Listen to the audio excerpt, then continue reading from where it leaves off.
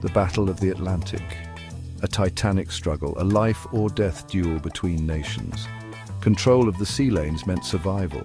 In this theatre of war, battleships reigned supreme. These steel leviathans, bristling with guns, embodied national pride and military might. In May 1941, two such titans clashed in the icy waters of the Denmark Strait, Bismarck and Hood. This was more than just a battle. It was a clash of ideologies, of shipbuilding philosophies, and of the fate of nations. The outcome of this encounter would reverberate throughout the war, shaping the future of naval warfare itself. Bismarck, the pride of the German Kriegsmarine, was a marvel of engineering, a fearsome predator unleashed upon the Atlantic.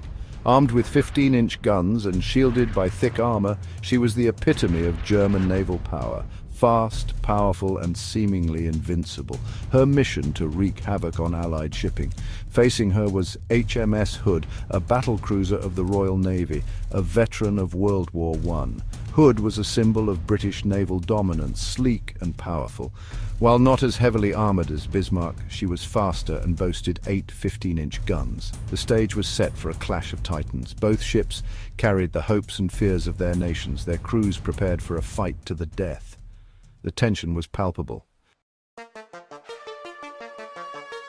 The Bismarck, under the command of Admiral Gunther Lutyens, had sailed from German-occupied Poland. Her mission to interdict Allied convoys. The British, aware of her threat, deployed a vast net to intercept her. On May 23, 1941, the British cruisers Suffolk and Norfolk spotted Bismarck and her escort, the heavy cruiser Prince Eugen, in the Denmark Strait. The hunt was on. The British ships shadowed the German force, relaying its position. The British fleet, including Hood and Prince of Wales, under the command of Vice Admiral Lancelot Holland, raced to intercept. The trap was set. Section 4, Fury of Steel, the Battle of the Denmark Strait. The morning of May 24th dawned cold and grey. Visibility was poor, with fog and mist clinging to the surface. At 5:52, the Hood and Prince of Wales opened fire on the Bismarck. The Bismarck and Prince Eugen returned fire, their guns roaring defiance. The battle was joined. Salvos thundered across the icy waters. The Bismarck, targeting Hood, scored a devastating hit. An enormous explosion ripped through the British battlecruiser, engulfing her in flame and smoke. Within minutes, the Hood, pride of the Royal Navy, vanished beneath the waves. Only 3 of her crew of over 1,400 survived. The Prince of Wales, heavily damaged, was forced to withdraw. The Bismarck, victorious but damaged, continued her mission, but her triumph was short-lived. Section 5, Aftermath and Legacy, a turning point in naval warfare. The sinking of the Hood shocked Britain and the world. It was a stark reminder of the power of naval gunfire and the ferocity of the Atlantic struggle.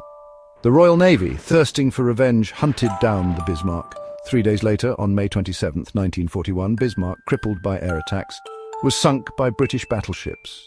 The Battle of the Denmark Strait and the subsequent destruction of the Bismarck marked a turning point in the Battle of the Atlantic. It highlighted the vulnerability of even the most powerful warships to well-coordinated attacks and the importance of naval aviation. The legend of the Bismarck lived on, but the era of the battleship was drawing to a close.